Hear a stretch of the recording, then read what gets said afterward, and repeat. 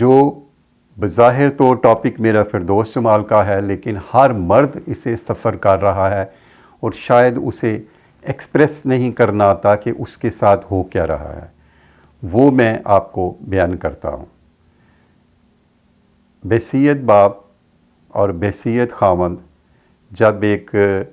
گھر کی لائف ہوتی ہے تو جو عورت ہوتی ہے، اب میں کسی پرٹیکولر عورت کی بات نہیں کر رہا، تمام ان جنرل بات کر رہا ہوں، اس نے اپنی زندگی کا ایک علیحدہ گول دائرہ رکھا ہوا ہوتا ہے، اور مرد تو بیچارہ ایک بھولا معصوم سا ایسے خام خواہ جانور ہے، وہ تو اپنے دل کی ہر بات ماضی کی ہو، پریزنٹ کی ہو، اپنا آنے والا پلان ہو، وہ خوش ہو کے بتا دیتا ہے، لیکن جو عورت ہے وہ کبھی نہیں بتائے گی، اس نے اپنی ایک علیحدہ دنیا رکھی ہوتی ہے، اور اس علیحدہ دنیا میں نمبر 1 کیا ہوتا ہے؟ جھوٹ، دوسرے نمبر پہ فراڈ، اس کے بعد دغا، اس کے بعد کس طریقے سے اپنے خاوند کو چلانا ہے اور اس کی کیا کیا کمزوری ہے، اس کے سامنے ایکٹ کیسے کرنا ہے کہ اسے ہر وقت یہی لگے کہ بھئی میں تو اسی پہ ٹرسٹ کرتی ہوں اور اس کے تھرو میں نے اپنے کیا بینیفٹ لینے ہیں۔ بینیفٹ کا لفظ جب دونوں ایکول لیول پہ زندگی گزار رہے ہوں تو جو نفع ہوتا ہے یا جو نقصان ہوتا ہے اس میں دونوں برابر کے شریک ہوتے ہیں، تو یہ لفظ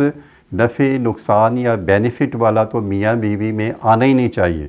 لیکن جب ایک نے اپنی زندگی علیحدہ رکھی ہو اور اس کے اندر اس کے بہن، بھائی، ماں، باپ وہ ہمیشہ پرائرٹی پہ ہوں، جو وہ کہہ رہے ہیں وہ ایبسولیوٹ ہے، قطعی ہے، اور جو یہ خامن کہہ رہا ہے یہ جھوٹ ہے، اسے تو کسی بات کا پتہ ہی نہیں ہے، اور دنیا کا عقل مند ترین تو اس کا باپ ہے، بھائی ہے، ماں ہے، بہنیں ہیں، جو ان سے مشورے کے لیے بات ہوتی ہے بس وہی فائنل ہے، باقی تو سارا جھوٹ ہے۔ یہ اس کی ایک علیحدہ زندگی ہوتی ہے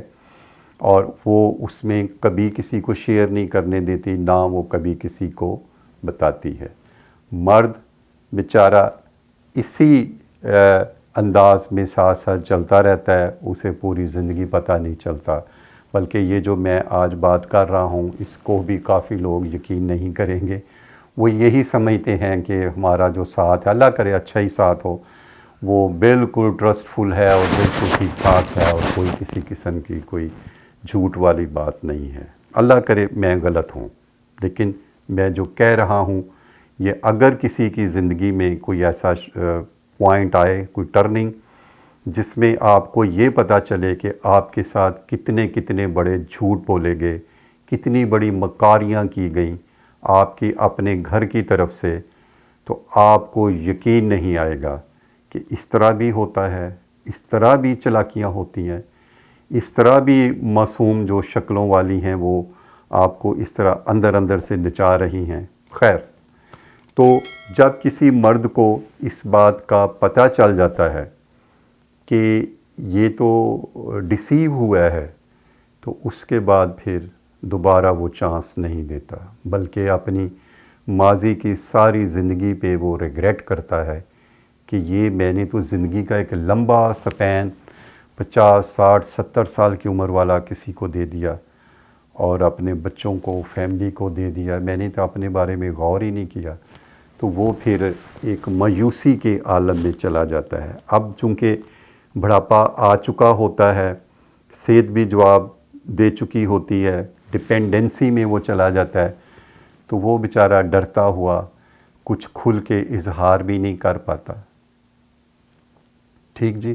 تو اس صورتحال میں اگر فردوس جمال صاحب نے یہ فیصلہ کیا کہ میں نے علیحدہ رہنا اور اکیلے رہنا، تو بالکل صحیح فیصلہ کیا ہے۔ اکیلے رہنے سے جب آپ کو یہ پتہ ہوتا ہے کہ میں نے اٹھ کے پانی بھی خود ہی پینا ہے اور میں نے اپنی دوا بھی خود کھانی ہے، اگر میرے ساتھ کچھ ہو گیا تو میں نے ہاسپٹل بھی خود ہی جانا ہے، اللہ نہ کرے اس طرح ہو، تو وہ پھر آپ کو جو الرجی ہوتی ہے جسم کی اور ذہن کی، وہ اللہ تعالیٰ اسے کئی گنا بڑھا دیتا ہے، چونکہ اسے پتہ ہوتا ہے کہ اس کے ساتھ دینے والا کوئی نہیں ہے۔ تو فردوس جمال صاحب نے اگر یہ فیصلہ کیا ہے تو بالکل ٹھیک کیا ہے۔